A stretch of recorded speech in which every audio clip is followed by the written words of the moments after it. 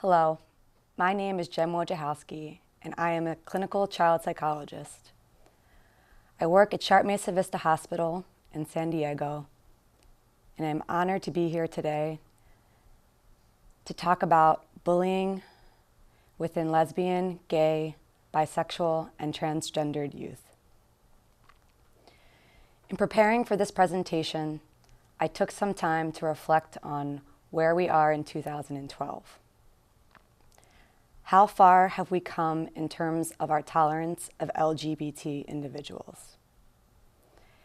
We have portrayals of same-sex couples on primetime television, celebrities, musicians, sports figures, politicians speaking more openly about their sexual orientation.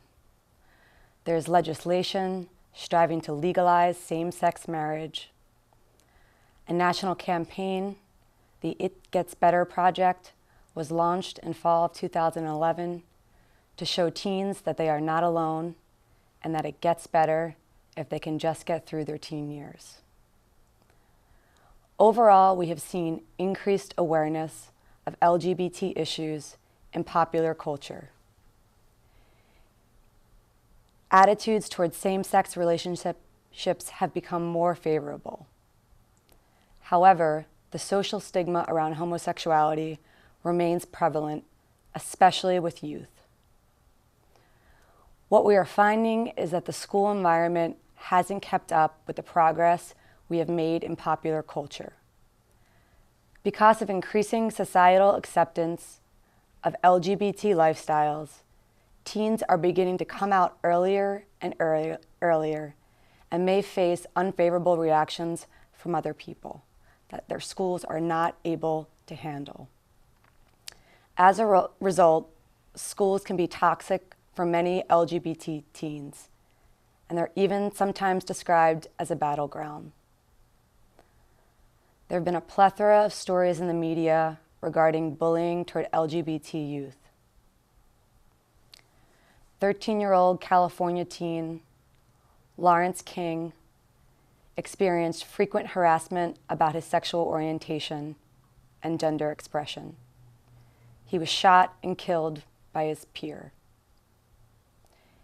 18-year-old New Jersey teen Tyler Clemente took his own life in 2010 after his college roommate filmed him having a sexual encounter with another male and posted the footage online.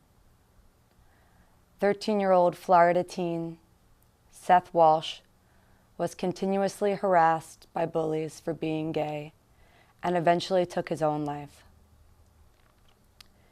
Research has consistently shown that schools can be an unsafe place for LGBT youth.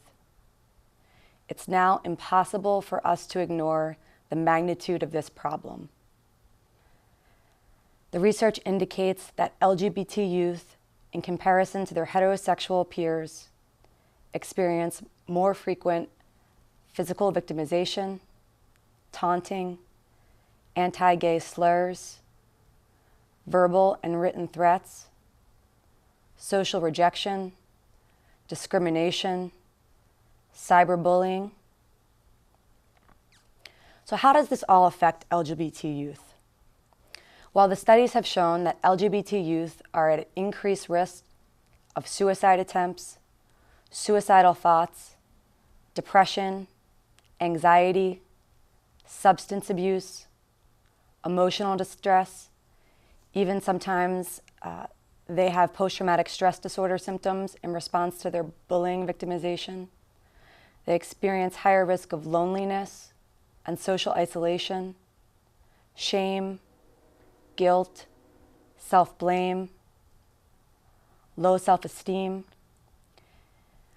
LGBT youth are at higher risk of truancy and dropout and are more likely to self-injure.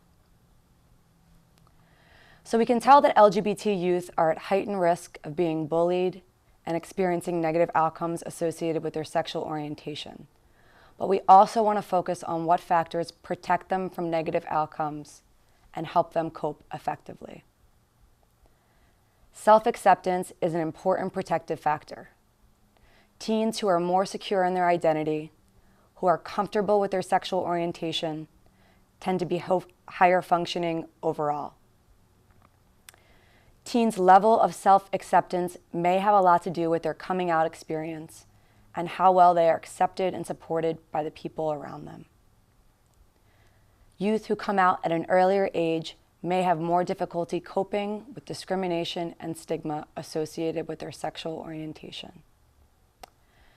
Another protective factor for LGBT youth is being connected to organizations and support groups such as the Gay Straight Alliance and Gay, Lesbian, Straight Education Network.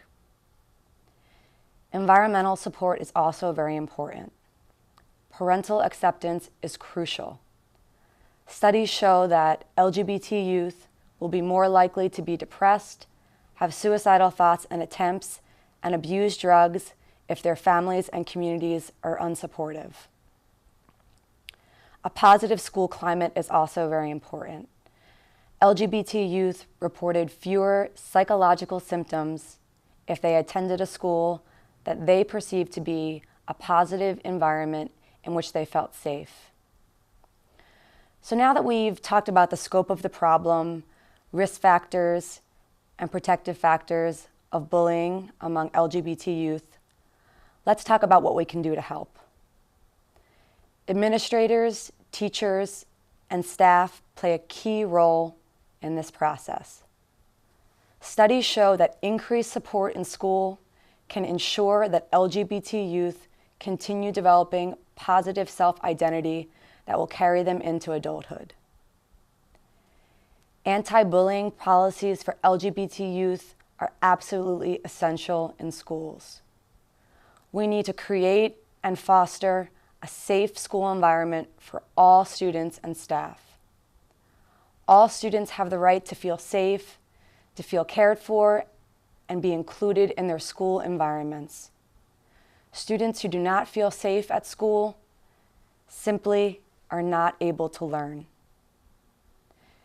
Teachers also need to feel safe to advocate and support LGBT students and to reveal their own sexual orientation should they choose. Research shows that even though many teachers are accepting of LGBT lifestyles or themselves identify as LGBT, this does not mean that they intervene in bullying incidents or address homophobia in the classroom. This is why it is so important that LGBT training is provided for all school staff. Reprimands to bullying incidents are quick and easy, and they send a clear message about the inappropriateness of the behavior. However, they are largely ineffective in the long run in decreasing bullying incidents because they don't deal with the stereotypes and assumptions underlying the basis of the harassment. It's imperative that school staff help students deconstruct their biases and stereotypes and encourage critical thought. There is a need for anti-bullying curriculum which touches on specific issues related to LGBT populations. Inclusive curriculum is also needed to engage students in meaningful conversations so that they can be more tolerant of individual differences. Schools need to address and redirect homophobic language. Most times people don't even mean to be offensive, but how often do we hear "that's so gay" in our school hallways? These words are simply integrated into our vernacular, and it needs to change.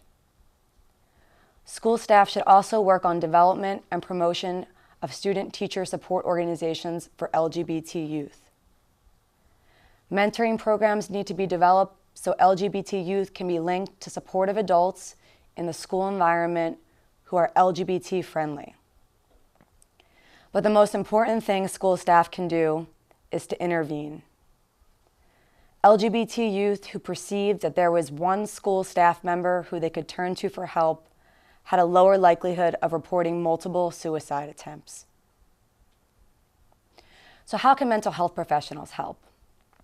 Well, they can be involved in this process by educating teachers, administrators, and parents about research, exploring the effects of unsupportive educational, and family climates.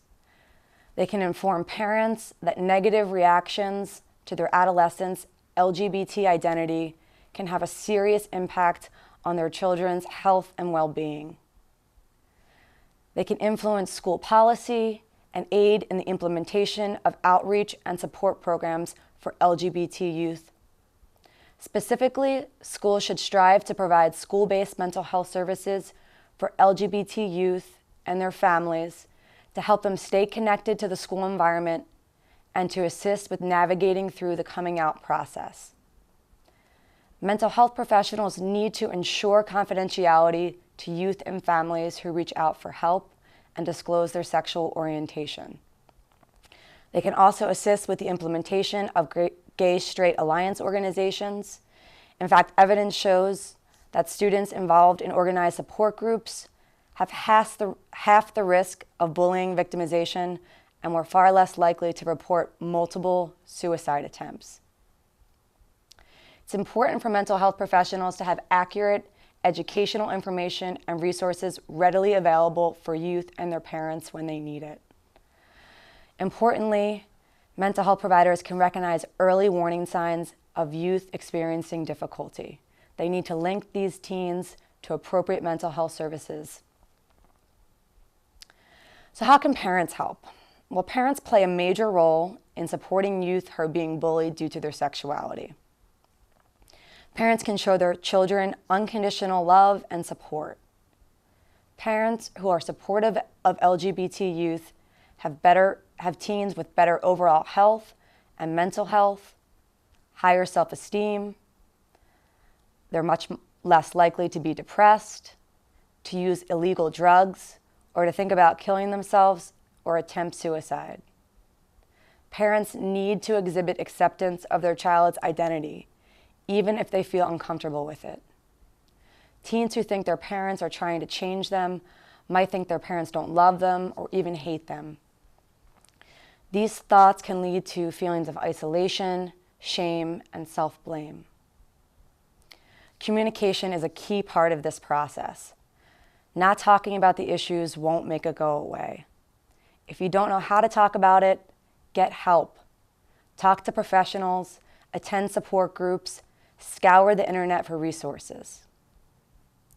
It's also important for parents to create opportunities for family connectedness. Do what you normally do as a family. Include LGBT youth in family outings and gatherings. Require that all family members respect your LGBT youth, even if they disagree with their sexual orientation. Seek out religious institutions that are accepting and tolerant of your child's sexual orientation. Parents can serve as an important role model for their children and seek support when they need it. It's crucial that parents are aware of any warning signs their children may be experiencing. You want to be paying close attention to changes in their habits, mood fluctuations, increased or decreased sleep, rapid weight changes, declining academic performance, engagement in risk-taking behaviors, social isolation, drug use, and self-injury. If you have concerns, don't wait. Obtain mental health services as soon as possible. Parents can also help their children find their voice. You can teach them how to be an advocate for themselves and to learn effective ways to cope with ridicule and discrimination from others. Well, now that we've talked about different ways that we can all work together to address this issue, I'd like to close my presentation and just say that I truly believe that we all want to work together to help these youth. But I think sometimes we get caught in the moment and we worry about doing the wrong thing or being judged or being reprimanded, and we miss out on those valuable moments to make a difference in the lives of LGBT youth. So as we all move forward together to tackle this issue, I encourage you to reflect on the words of Teddy Roosevelt. In any moment of decision, the best thing you can do is the right thing. The next best thing is the wrong thing. And the worst thing you can do is nothing. So today I'd like to challenge each of you watching this presentation to do something so we can all help LGBT youth transition from environments where they are barely surviving to ones in which they are thriving. Thank you so much for your time and attention.